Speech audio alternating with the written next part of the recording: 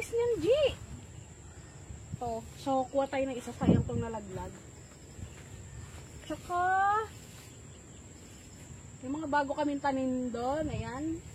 Patani. Doon.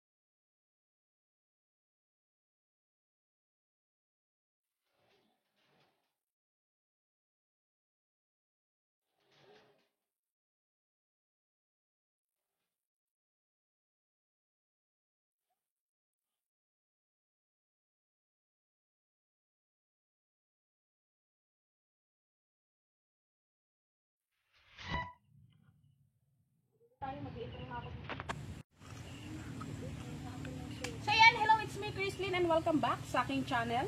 Andito pa rin kami sa aming bukid. So yan, today's, ay hindi pala, gabi na pala, mag-alas 6 na eh. Bibisitahin muna natin yung, yung ating taniman ng pinya doon. Kung okay ba yung pagtatanim nila. Kasi yung mga trabahador natin, char. Yung mga trabahador natin kanina eh. Ewan ko ba kung anong pinagagawa nila. Yan. So, pupunta tayo. Bibisitahin natin yung puno ng suha natin. Yung pinya. And then after that, magluluto tayo for dinner. Kasi nga, alas 6 na siya ng hapon. So, kinakailangan na natin bilisan. So, ganito talaga kami sa bukid. Lagi kaming nakapaa. So, tara, let's. Sundan niyo ako. Sundan niyo ako.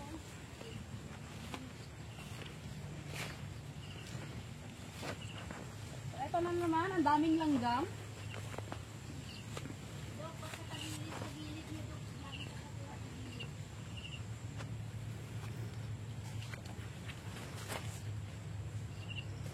So yan, ito yung ano namin. Oh, sino nagtanim nito? Ako. Nandagan ko na ng tanim dyan sa unti-unti, no? So ito yung taniman namin ng pinya. So maliit lang siya. Maliit lang. Meron pa kami dito at saka doon. Hiwa-hiwala yung taniman namin.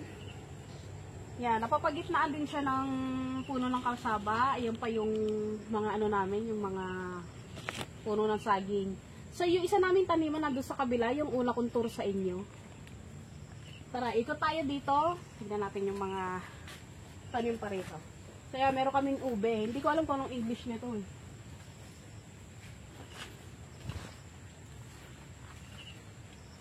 So, ayan, tumubo na yung ube namin. Yan. O, ito na yung ube namin. Sa mga nakakakilala sa ganitong klaseng... Eto, ginagawang halaya to. Napakasarap po nito. Kapag lumaki na siya, harvestan na namin siya. Yan, mga December. Eksakto siya sa Christmas tsaka sa New Year. Yan, dito naman tayo. So, medyo...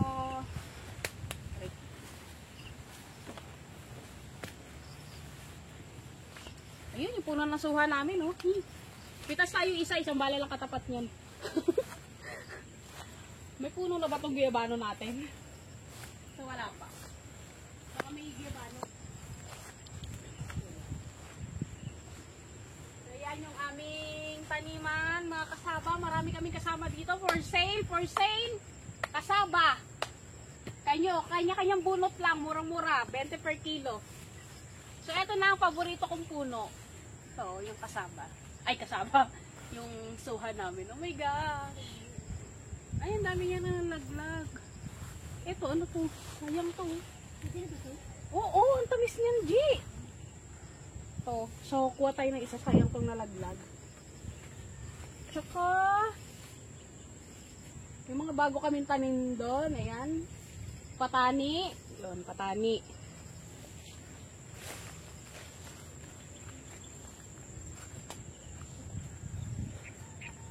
So, patani. Marami kaming kasaba. Dahil mayroon pa doon, pinya. Ito, hindi yan sa amin. Yan ang malawak talaga. Ewan ko, ang tagal na nito. Hindi pa nila yan ina-on eh. tayo dito. Ayun, may sili pa tayo dito, oh. Look at this. Ay, diba? Siling labuyo yan. Yan. Isang piraso lang yan. Sobrang anghang yan. Ayan, may mga ubi pa kami ron. Tsaka yung pinya, ba't hiwa-hiwalay? Ano ba yung mga trabahador natin? Char. So tara, balik tayo dito. Pamitas tayo ng isang suha. Anis to eh. Kahit ganito lang siya, guys. Kahit ganito lang siya ka-green, matamis na siya. Ito parang may nalaglag.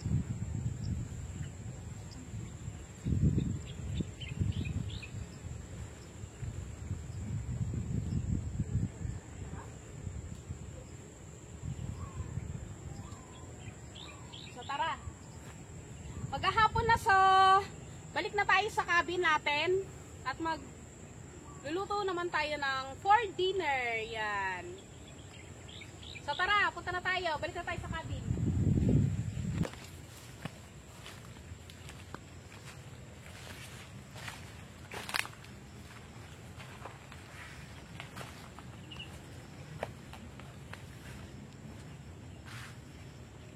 Ito, dragon fruits. So, ayan yung saging namin, oh. Look at that. Char. Ito, dragon fruits to eh. Wala nang tinanim to, hindi pa to namumunga eh.